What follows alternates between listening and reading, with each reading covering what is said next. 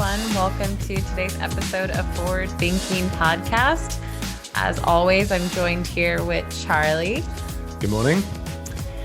And today we're talking about what to do after you've decided to ungate your content. Now, on past episodes of Forward, we've talked about one of the best things you can do right now, or a change in demand gen, and really is thinking about your content strategy and how you can get your content to the prospect, in a better way and faster. And part of that is moving away from gating everything with a form and really thinking about, when someone's actually going to give you the information, it's going to be worthwhile. And so for some of you, that means that you've done some of that education internally and have maybe gotten everyone on board now with, okay, yeah, we should probably, do that.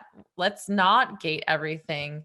But it's a little bit more complicated than that as far as actually making the switch. Not so much that you shouldn't do it, but we wanted to talk through, now that you've decided to ungate, now what? What are the things I should think about? What are some of the steps that are going to be something I need to know as to put in place, just to make sure that once you do make that switch, that none of your reporting is messed up, all the expectations from the team are there, and so that they'll really see the value for making that change. So should we kick it off? Yeah. So we're going to start with what you should and shouldn't gate, right? Yeah. Because you probably can't just ungate everything. No. There are obvious places where you need a form, and this can be either like a traditional form, or you can have even a kind of a bot landing page like with Drift. But as far as like registering for events or webinars or anything where you actually need someone's information, you're probably likely still going to gate that. Now, that makes sense, right? So you're going to do that. But for every single piece of content, that doesn't make sense. And so I think it's really clear to actually define this and note it down for the whole team of when are we gating and when are we not. Otherwise, for a demand gen team and maybe even new people that come on board who are more used to gating their campaigns or getting net new lead acquisition a bit easier, they're going to likely want to still then find a way to put on a form. So having that documented is key. So the first thing is, events and webinar registrations. Definitely want to gather that person's information. And if anything, in order to actually like trigger that whole process, you do need that, right?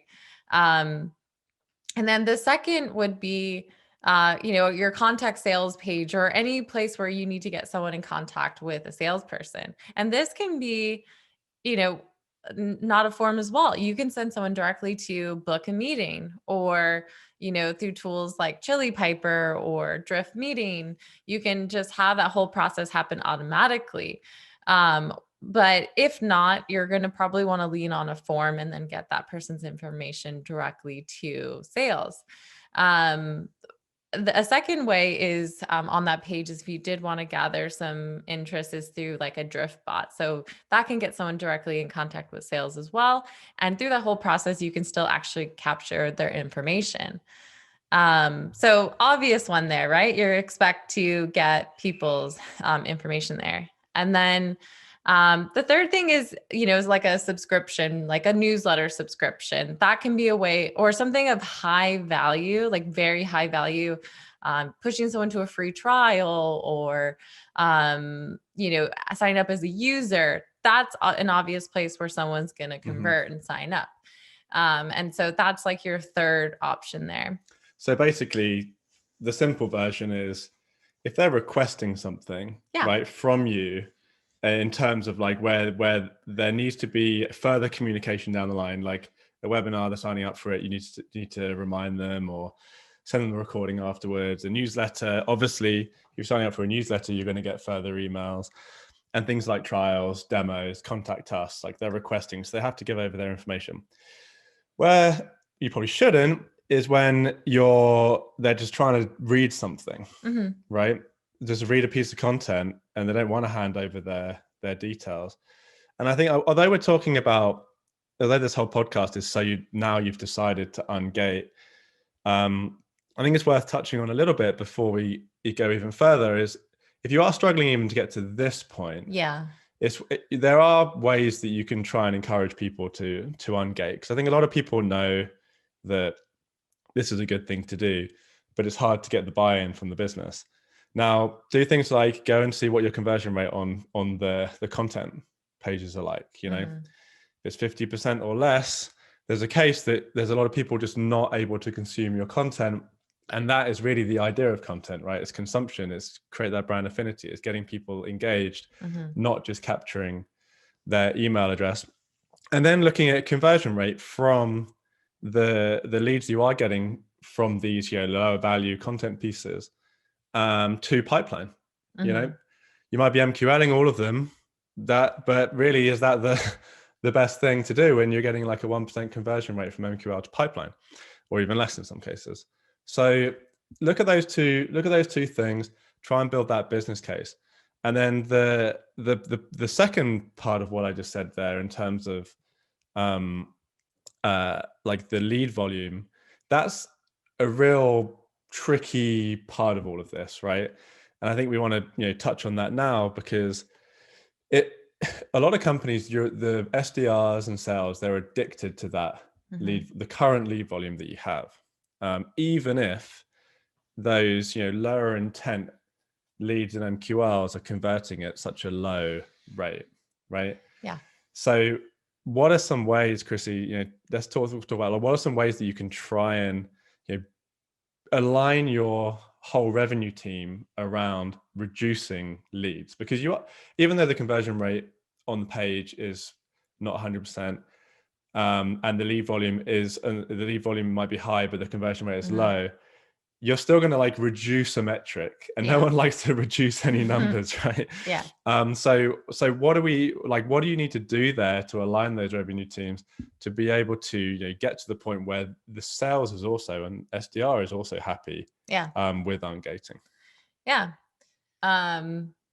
So I'll maybe start this out with also just talking about, and this may be a bit controversial, but I do think that over time, the use of the SDR team has gotten a bit like broken, and but also it's evolved and changed, and so we need to kind of maybe change how we use that team as well. So traditionally, SDR teams were used as like an extension of marketing to really like qualify leads in order to get into sales, and that makes sense with a really like with an inbound strategy.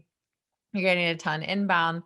And they follow up. But I think over time we found it's hard to staff those teams. It's expensive. And also we have a lot more data on people that we can potentially use to actually like qualify them automatically.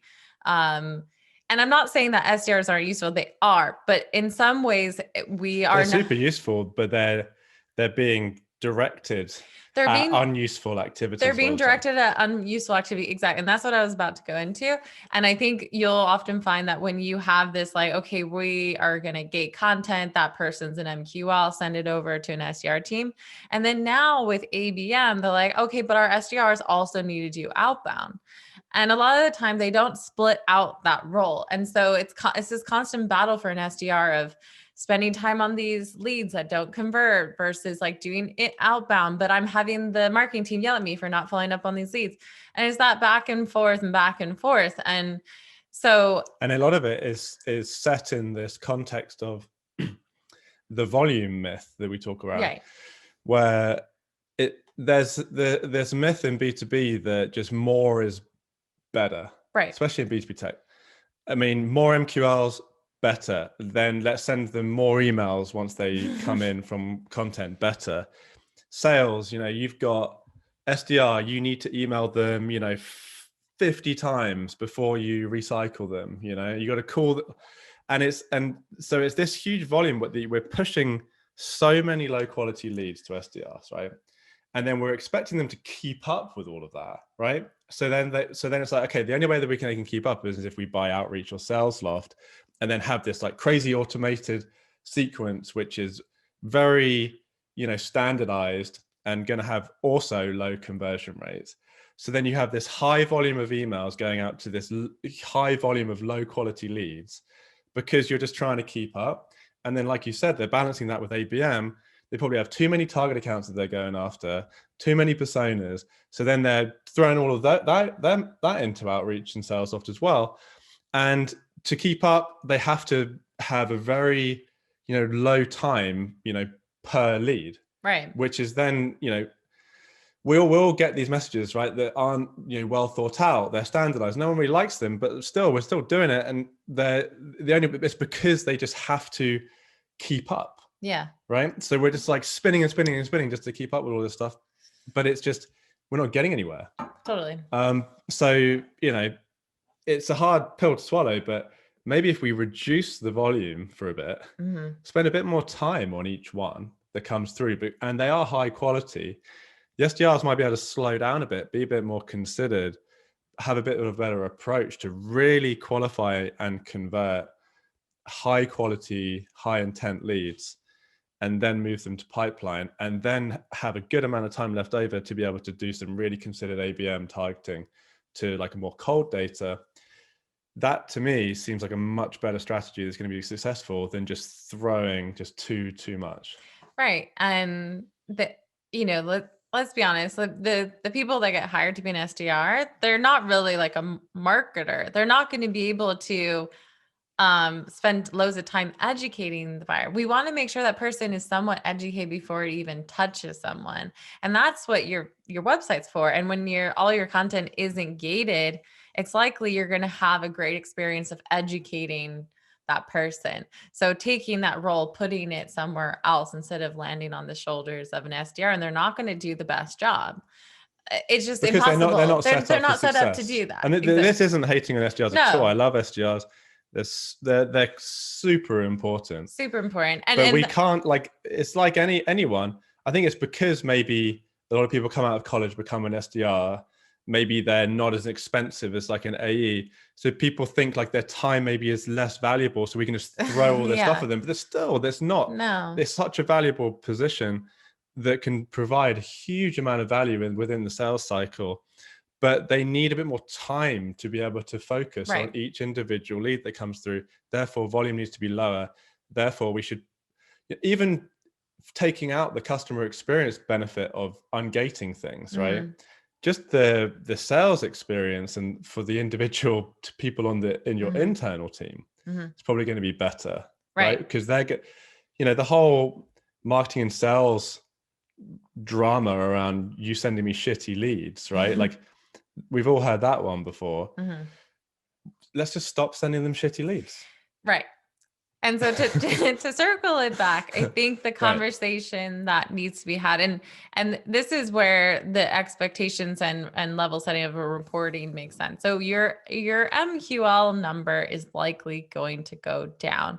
For a lot of people who do just like straight linear modeling, where they're like, we need 30,000 MQLs in order to get this amount of opportunities, blah, blah, blah. It's likely that it's just like your conversion rates are poor, which is why you keep thinking you need to fill the top of the funnel. But if you start focusing on like, how do we improve those conversion rates? And a big part of that would be, let's improve the quality of what enters the funnel. And that might mean the number will go down. Then you might see that. And the SDR team is going to be measured on their conversion. So it doesn't matter if you're giving them less leads, it's just give them better ones.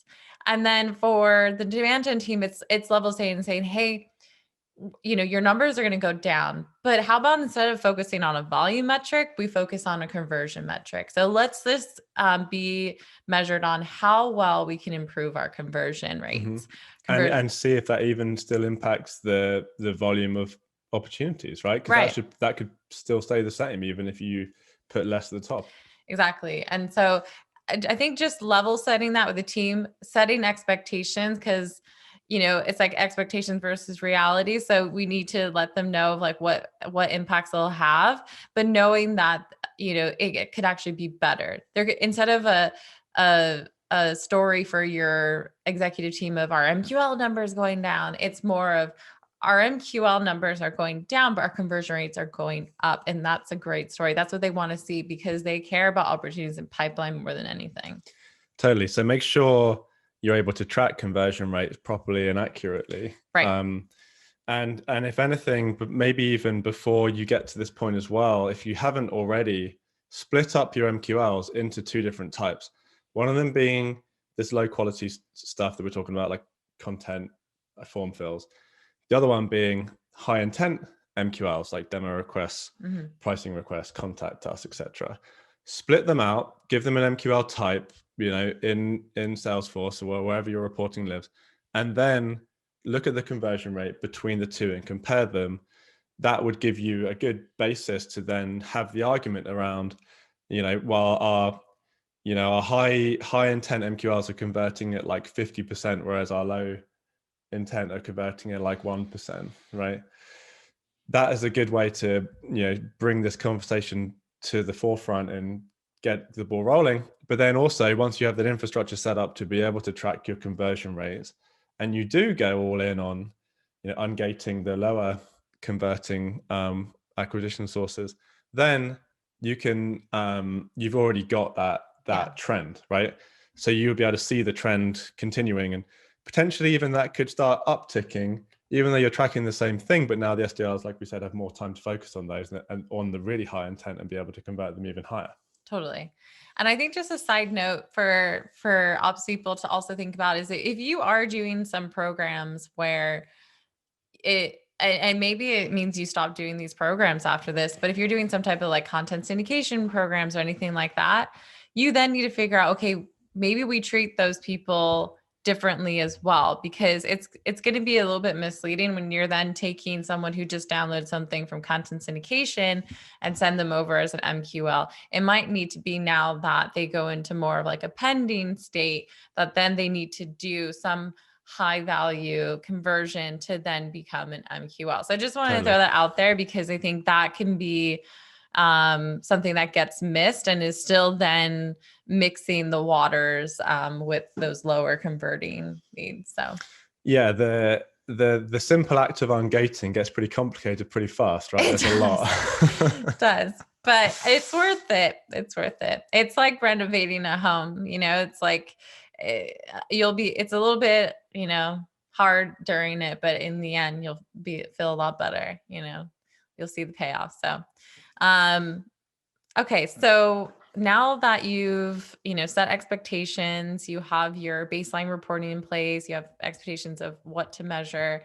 The second piece I think that's super important is also making sure operationally you're set up for reporting success from a content perspective or campaign perspective, because this is one of the biggest pushbacks that you'll get from demand marketers, or people who are normally wanting to see success from content. How do I still be able to track my content or campaigns if, I don't have a form for them, I'm not sending them directly to a form for that piece of content? And that's how I was normally reporting. And so we start to push more of our clients to do this anyway, but really having rigor around your UTM, UTMs on your links, and being rigorous around that. That means making sure they're all coded for whatever your content or campaign it is, so that once there is a conversion, that you're able to pass that data through. Now, you're not sending someone directly to potentially the page with that form, but there is going to be that high value conversion point, hopefully somewhere there, potentially on the page with the content they're consuming. And so what we say is, develop a strategy where you're actually cooking those values. So this could mean working with your web developer, or you could even license like an outside agency to help you with this. But you want to make sure that when someone, clicks that link, they'll go to your website. Once you cookie those values, so within that session, you're able to, once there is a conversion, tie the credit back to that piece of content. What was the content that really drove their conversion? And then those can expire after the session, or if new UTMs are present again, so then you can tie it again. And so I know some of you are thinking, okay, well, that's like what they actually, what drove the conversion, but I want to kind of see, how well people are consuming content in general. And there's going to be a lot of different ways that this might be useful, or how you want to ingest that data. But this might need to be one of those situations where, we're looking outside of just the dashboard to get some of this data. You might have to go into Google Analytics, or you might even need to work with your team to figure out, is there a way where we can host almost like our library, or things the library way, where we can actually track visits to those pages or clicks on those pages. There might be, depending on your CMS, different ways that you can do that, but it might need to be that as far as what content is getting the most consumption, you need to look elsewhere. But at least having what is the content that's driving conversions, or what campaigns are driving conversions, if you're able to cookie those values and pass them through once there is a conversion, then you'll be able to report on that.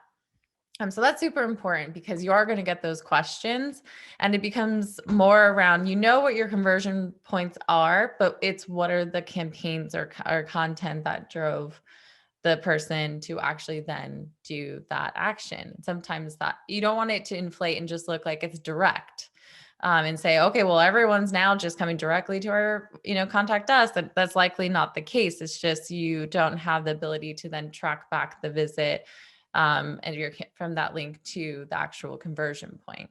So just keep that in mind. If anyone wants more details on that, you can always message us and we can point you places, but yeah.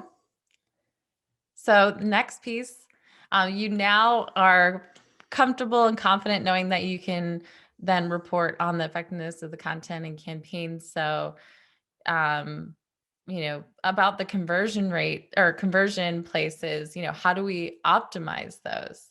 And this is the cool part now. So it's almost like making things a bit more simple, which then gives you a bit more freedom, kind of like for the SDR's world. Things are simpler for them as far as like what leads are coming to them and where their time should be directed. From operational standpoint, it's nice too. You don't have 100 forms that you then need to update, especially if you don't have a global form strategy, which some people don't. You don't have all these different conversion points that you need to optimize, but you do have a few. And that then makes it so that you can actually do a lot of testing or fun ways to just optimize the conversion there. And if you have a digital team, that probably gets them excited too, because they're probably focused on that as well. And there are some cool tools that you can use for A/B testing on your website, doing personalization. And you can test out using a bot versus not. You can test out different language, and you just have a few places to go to put that in place. Mm-hmm. So for me, I think as a marketer, that would then, be really insightful, really cool. And you can show progress and really test, which is the fun part of marketing, I think. Totally. All right. Well, I think that's the argument, right? For ungating and how to do it. I mean, we went through what you should gate, what you shouldn't. Any kind of alternatives to, capturing that interest, understanding the lead volume, that's really critical before embarking and getting the whole revenue team bought into this.